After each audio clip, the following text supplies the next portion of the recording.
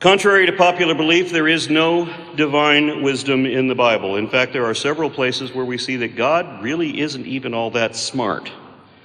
Like in Exodus 17:14, where God talks about the Amalekites.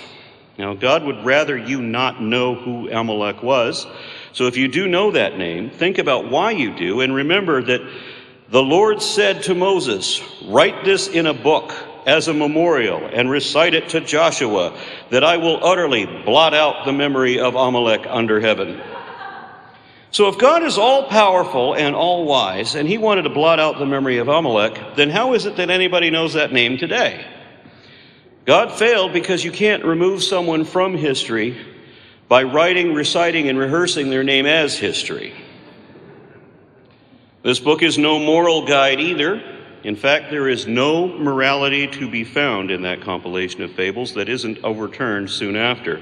For example, if you take God's commandments collectively, he seems to be saying, "Honor thy father and thy mother, because if you don't, they have my permission to kill you."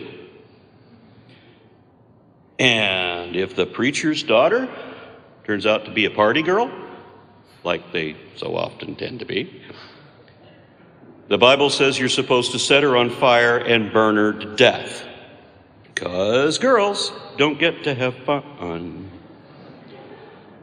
God tells Moses, "Thou shalt not kill."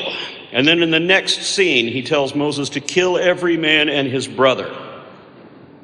And notice that Moses already knew that it was wrong to kill people before the story of the Ten Commandments. He already knew this because earlier on, he had killed an Egyptian, and he knew that he had to hide the body.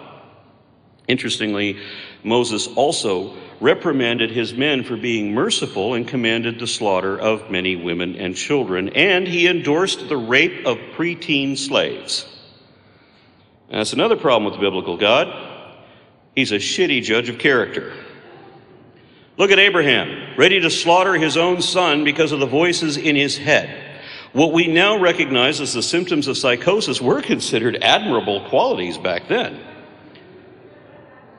And twice, God's poor planning skills and lack of foresight has caused him to have to scrap his divine plan and kill everybody.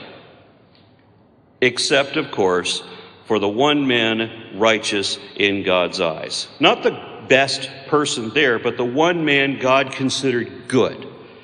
And in the story of Sodom and Gomorrah, the one man good enough to save had just freely offered his own virgin daughters to a violent mob to be gang raped rather than risk the humility of his house guests.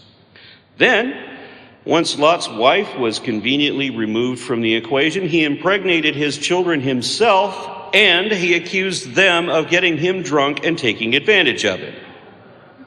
If you're gullible enough to believe this bullshit excuse, it's understandable that you would relieve the rest of the Bible. I don't know anyone sick or vile enough to be one of God's favorite people.